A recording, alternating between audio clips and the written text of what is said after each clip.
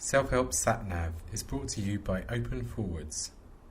Did you know that you can get free training to help you relax and feel more confident? Just head on over to www.openforwards.com. That's www.openforwards.com.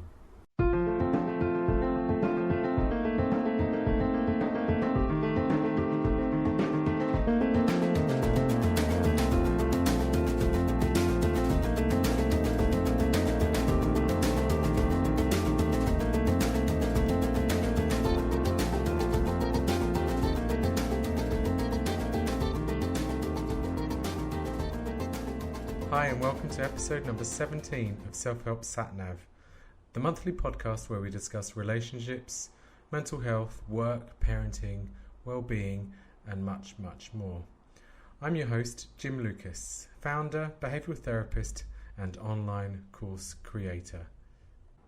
Kids hate sticking to the rules, and adults hate it when kids don't do as they're told.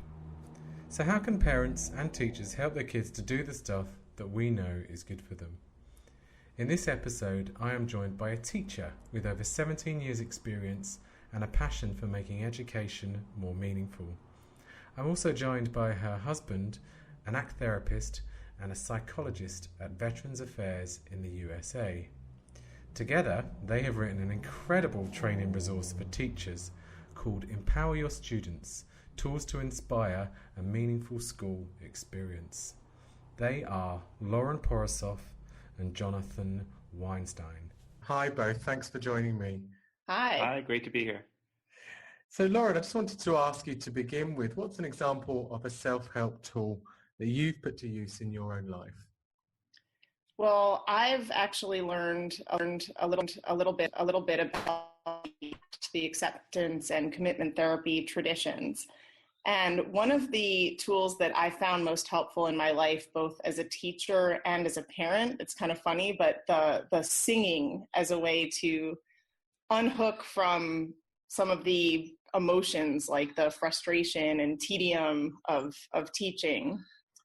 So everything from when I have to grade a stack of papers, I might start singing about having to grade. Or if a student comes into the classroom without their materials, which can be kind of frustrating and annoying when I remind them every single day, I might kind of in my head start singing about, where's your notebook? And then even teaching schools can be kind of political.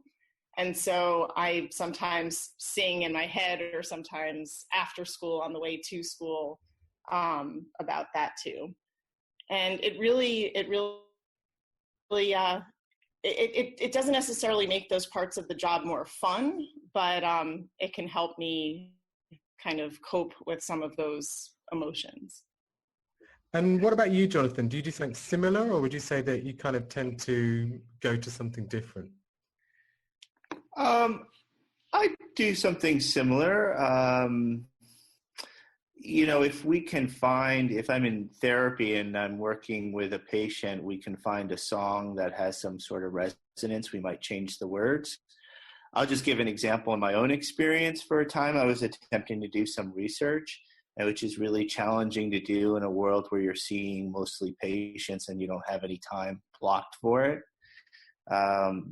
And so we're not really set up for it. So the way I would try to kind of get around my own mental obstacles, I would sing this song based on a single by Porosoff, which is called Ain't It Fun? But I would change the words for, living in the real world to doing research in the real world. So I was like, ain't it fun? Research in the real world, which is kind of silly, but I would try to change some of the words and sort of make it silly. Yeah, and we're laughing at it, aren't we? So it's having an impact. Well, that's just it. And I feel like it almost helps to not have a particularly good singing voice, because when I start singing, where's your notebook? Where's your notebook? Where's your notebook? Like, it sounds ridiculous. So I kind of laugh at myself, and then I laugh sort of at the whole situation. Yeah, you guys are much braver than me. It's an invitation for me to sing more often. I don't know if I'll be doing that today, though. And so you've written a book recently called Empower Your Students, Tools to Inspire a Meaningful School Experience. Can you tell me a bit about the background of that and why you wanted to put that together? Yeah. So I have been teaching I just finished my 17th year. And it's always been really important to me that students can connect what they do in school to their own lives, to things that are meaningful for them. But I guess I've just always found, no matter what I've tried, no matter how engaging or playful or meaningful I've tried to make assignments, that students, they kind of see school as something done to them. So they show up for class, they take out their materials, they listen to the teacher, they do whatever they're supposed to do so that they can get the best grade or so that they can just sort of get through their day. And I really wanted to think about ways to help them make school meaningful for themselves. And so when Jonathan, who practices ACT, taught me about how he was helping his patients think about their values and commit to their values and kind of let go of or deal with some of the difficult emotions that came along with their lives and with committing to their values, I thought, we really need to be using this in schools. Teachers need to learn how to do this. So we wanted to make sure that it didn't feel like therapy, because we don't want teachers to be therapists. So we've really thought about ways to adapt some of the tools of ACT so that teachers can use them and so that they'll be appropriate and meaningful in school so that students can live by their values. And so is this kind of where you start then in supporting teachers to help their students in this ACT consistent sort of psychological way? Is it starting with values? Yeah, we and we know that in therapy that's not generally the way that therapists start. I don't know, Jonathan, you can speak to that more. There are different ways in, and there's really no defined way to start. Most protocols, you typically will start with what's not working, creative hopelessness, as a way toward getting towards the struggle, and then connecting to values as the reinforcer and behavioral activation to move you in the direction of those values. But with students, you're not necessarily starting right away in that place of struggle. So it's even more important to get values on the table, right? So that they have a sense of what they're working for, and they can connect the everyday routine and make it something that is important to them. Yeah, so I guess that conversation that you're having with students is different to that therapy context in a way. Somebody's not coming with a problem they want to work on, but you're just kind of, you're coming at a different angle that's about just kind of helping somebody. How would you phrase it?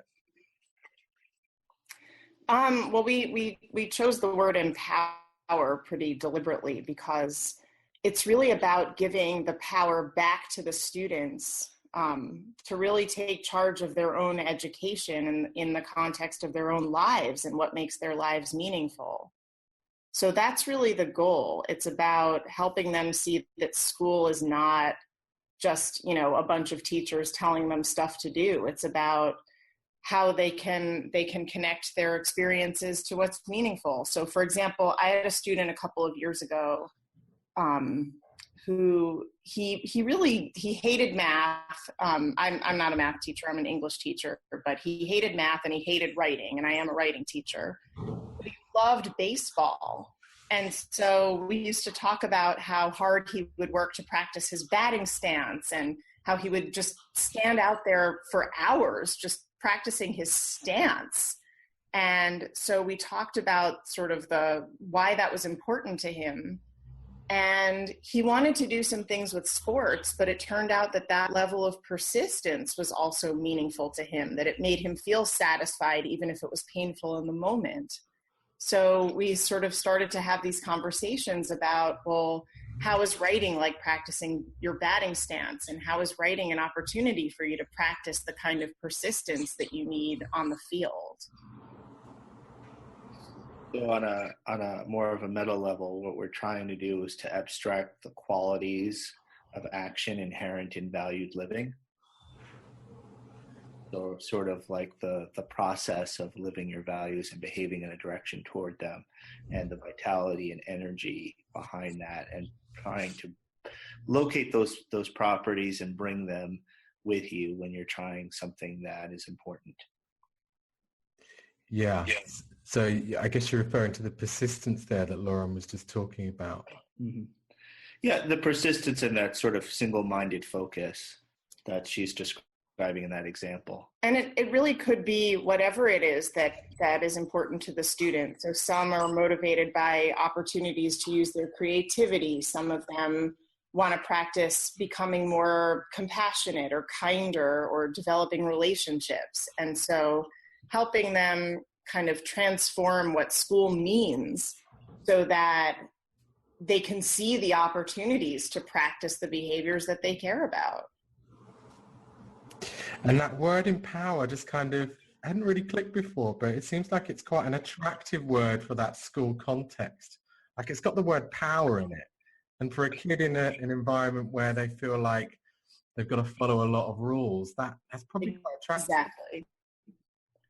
That's really the idea. And the word empower, I mean, we're definitely not the first people writing about education to use the word, but what I find if you like Google empower students and you start reading other stuff about it, it really still is about getting the students to feel powerful while using some of the tools that teachers are saying are important for them to use. And our goal isn't really so much about students feeling powerful, although they sometimes do. It's really more about them discovering that it's up to them to decide what school means, that it's, even if they can't control, who their teachers are or what classes they take or what their peers do, they can control how they approach their education. Yeah. And so this book is aimed mainly at teachers who want to help their students in this way. Is that right? Exactly. Yeah. And so how does this then, do you kind of have a way of like sort of transferring this to the sort of family context at home, kind of your role as a parent? Is there some way that you kind of try to use that in that role? We actually, there's a chapter that we wrote about parents, and it's funny because we didn't originally have that chapter in the book, and our editor kind of convinced us to write it. And we're really glad we did, especially as parents who have kids who are in school. So we talk about how teachers can frame all their communications with parents in terms of student values. So if I give a writing assignment and I'm sending an email to parents, letting them know that I recently graded it, I might ask them, here's some things you can talk about with your kid. You can ask them, why was it important to you to write about this particular topic right now? And what do you think you want to study next? And tell me about your writing process and what was hard and what worked for you and what might you want to try differently next time. And that way, instead of, getting an assignment back can be a pretty fraught experience for kids when they get a grade that they're not so happy with and then they have to show it to their parents. But this way, instead of only focusing on grades, not that grades are unimportant, but it doesn't have to be the only topic of conversation between parents and kids. It can be also about the values that motivated them to write the paper and to do the revision. So I'm not sure if that answers your question, but that's one way that we bring the work to parents. I think what I heard you say there, Lauren, was, again, re-emphasizing what's important to the person, what are their values in it. And then another thing I think you were touching on was talking about the experience of doing it, like bring that alive in a conversation. Exactly. Right. And in our experience, when parents are initiating a conversation, say outside of a routine conference, they're often pursuing an agenda based on their child's happiness or their child's achievement. And so, we have ways of talking to parents about both of those issues while trying to sort of orient them in a direction that empowers their child in the classroom and in their studies. And as parents ourselves, I mean, there's very little that's more aversive than when our children are upset. Yeah. And so we understand why parents, call teachers when their kids are unhappy. It's just that trying to chase happiness all the time doesn't necessarily lead students to live the kinds of lives at school that are going to be meaningful. They might actually avoid challenges because they become unhappy when something's too hard. They might, if they're, different levels, for example, of classes, they might drop down to a lower level because they feel so unhappy because of how hard the work is. And so we really more advocate shifting the conversation to help the kid think about, what is it that matters to you? And parents and teachers can really partner together around that. Yeah. I mean, I'm sitting here kind of noticing my role as a parent as well. I've got 2 children, and I'm just thinking about the way that I kind of talk to them, that I might be led probably too often about my own expectations and my own rules, and not tuning in enough to kind of what's kind of, and getting them to talk about what's most meaningful to them. I can see how that'd be much more kind of useful.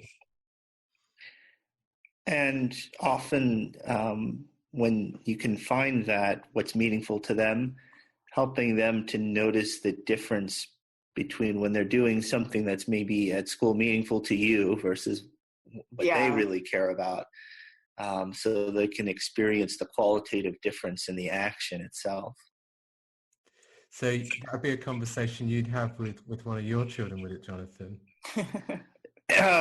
Well, as I tug on my shirt, it's often hardest with one's own children, but sure, we certainly try to have those conversations in lots of different ways, and try to pay attention to those times when we really see our child and our kids getting engaged in something for its own sake. It's really funny because our daughter is 10 and she's totally onto us. So anytime we start having conversations about school, she'll say, "Mom, I don't value it. This is not serving my values to do my math homework. But I value the iPad." So yeah, aren't they clever, eh? Yeah, she's pretty clever. But what, just that last bit, what you were saying there about that distinction between, I like the bit about expressing an awareness that actually a lot of what you do might just be that you're trying to keep me happy as your dad or as your mum. And I want to help you notice if you're doing that, and notice when you might be making decisions for yourself. Yeah. Mm-hmm. Definitely.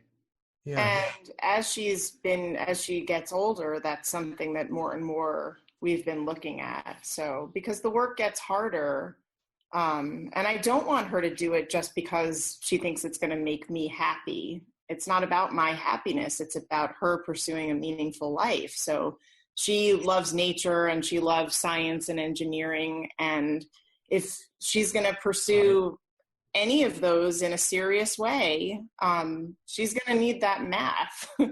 So we try to think about ways that learning math will contribute to that kind of work.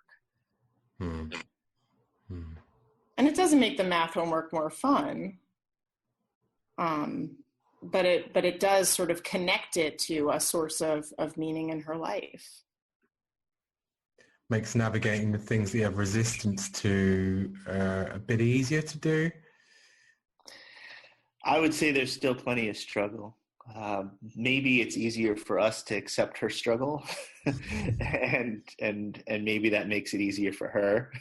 I would say it's still, we're very much, figuring things out in terms of, how much effort and work she's going to put into things when she's really struggling, and how we're going to, sort of navigate around that, on a case by case, moment by moment, year by year basis. I mean, I feel like that's where diffusion comes in, because sometimes, we're so stuck in our own thinking about what needs to happen that, all you can do is make up a song about it and laugh at yourself, because that's sort of where we're all at.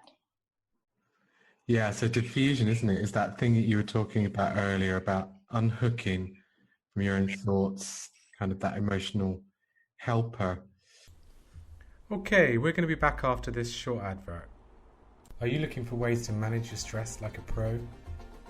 Open Forward's Self-Help School is an advanced training program, an online community designed to help you relax, have more fun, and build your confidence. Inside, you'll get access to courses, coaching, and members-only forums. We'll help you address your concerns head-on and change your mindset so you can move forwards and take on new challenges. You don't need to keep struggling. It's just a matter of learning what you can do to change it. Join us and get 30 days risk-free. If you're not ecstatic about the value you get from your small investment, then we'll happily refund your initial payment and we'll never charge you again. Go to www.openforwards.com/self-help school.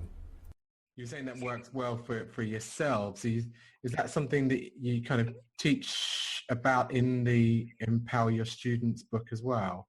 I haven't. Yeah, I thought you were going to ask if we do it with our kids. I haven't done it with my children, but I have done it with my students. I teach at a school where just academic achievement is really, really important to families and to their kids. And so I happen to teach the grade level where they first start to get letter grades. And so they all want to get A's. Of course they do. And so we developed this exercise with singing. We call it singing your shoulds.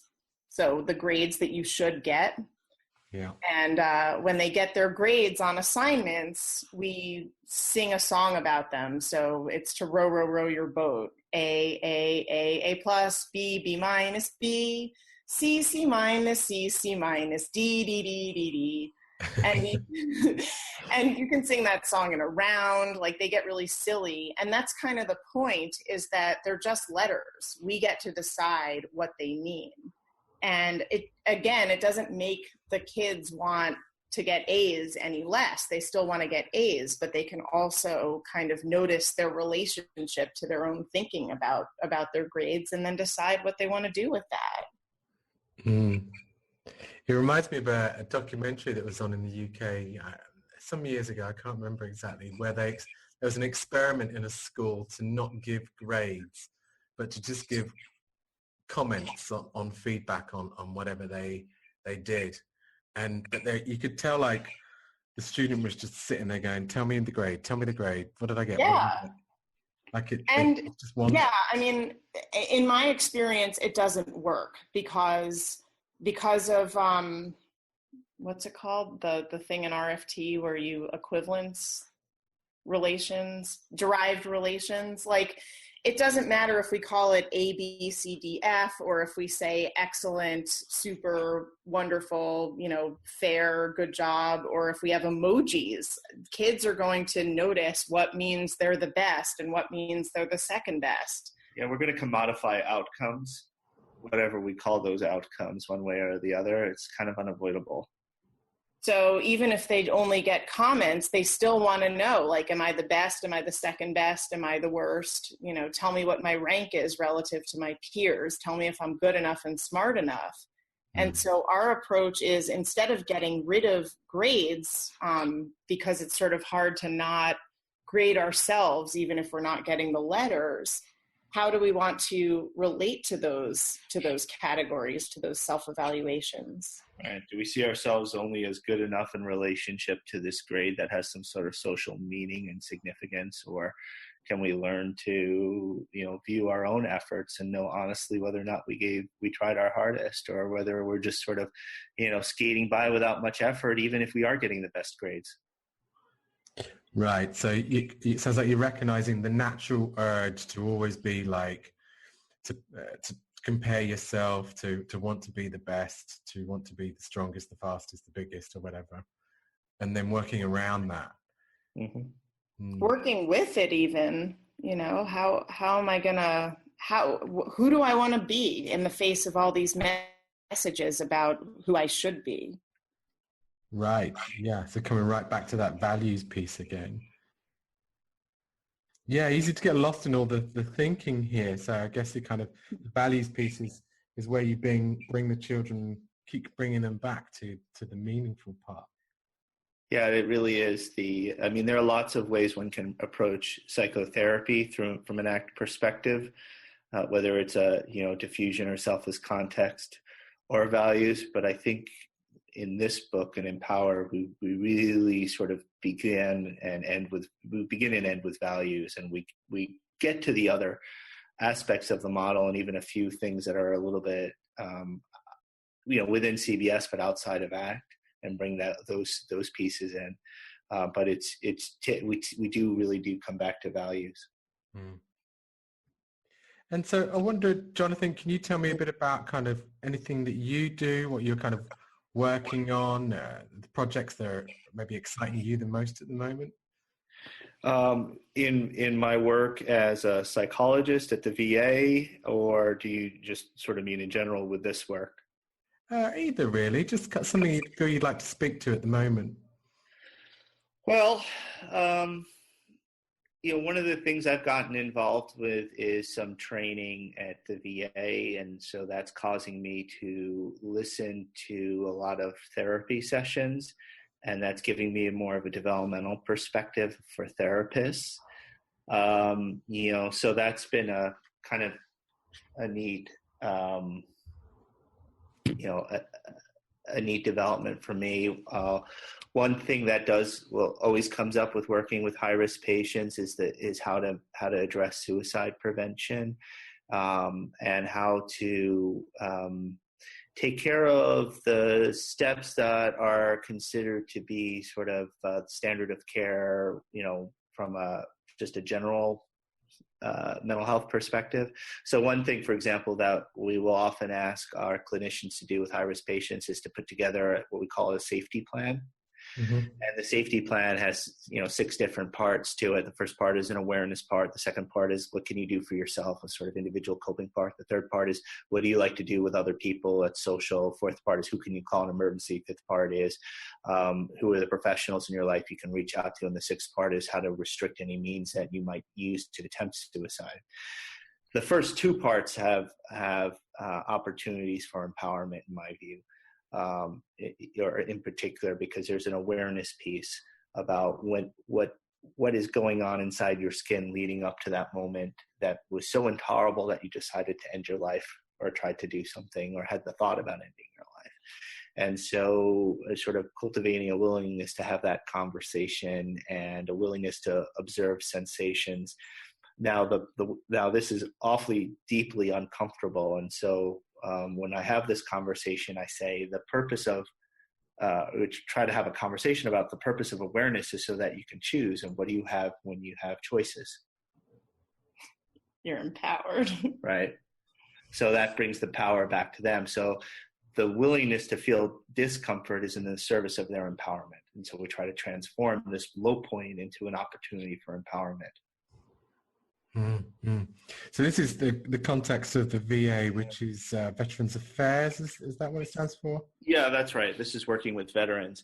But I would say that it's probably relevant for any patient who is really stuck in having some kind of high-risk situation where there's a lot of avoidance of affect, of sensations that has led them to a point where they're, in a hospital, in an inpatient unit, and that sort of thing. Yeah.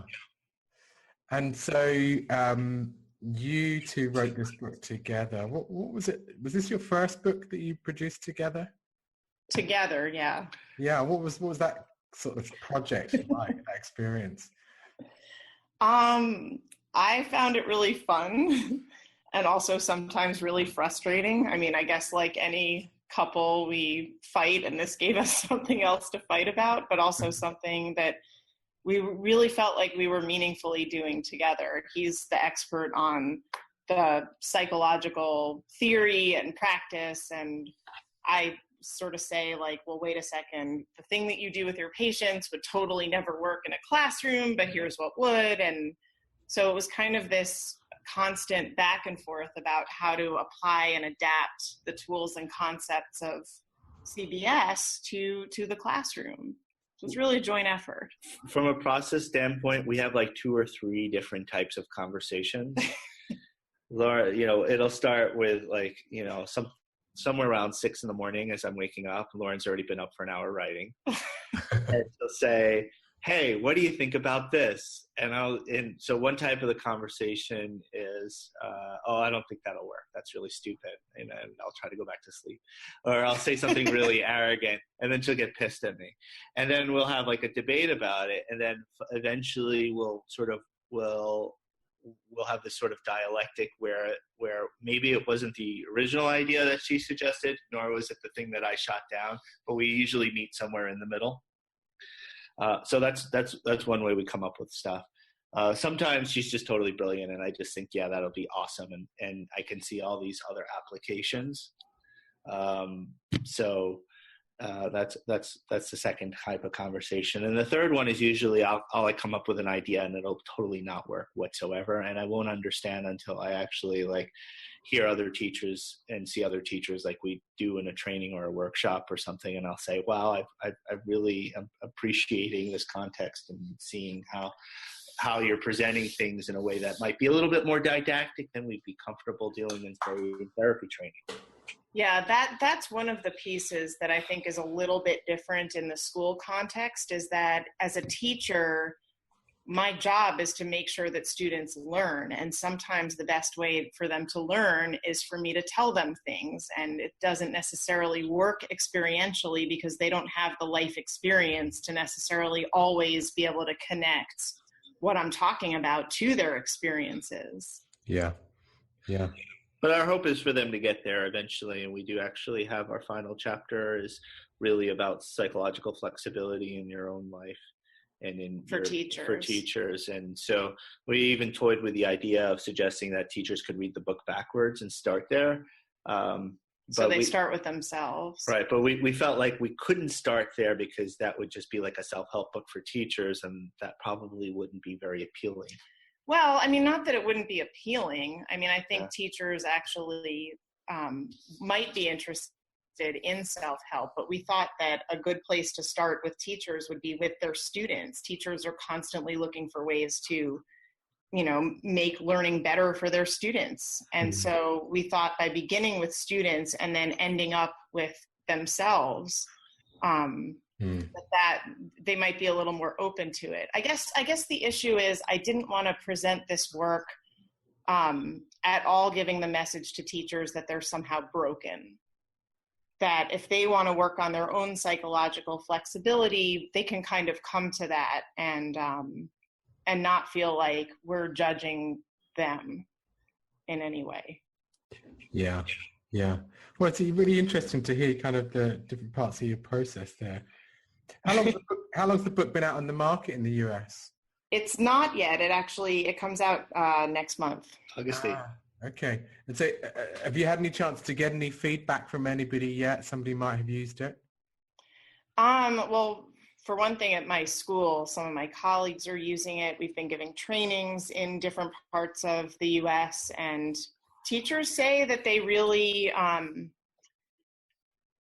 they find the approach kind of refreshing, this idea of giving the power back to the students, because a lot of programs are about managing student behavior or about inculcating certain values into them, whereas this is really building from where the students are, who they are. Yeah, very different spirit. And I'm not sure when it's coming out in the UK, but I imagine there's a similar hunger within teachers, always looking for new ways of of helping their students as well. Do you know when it's coming out in the UK? That we don't know.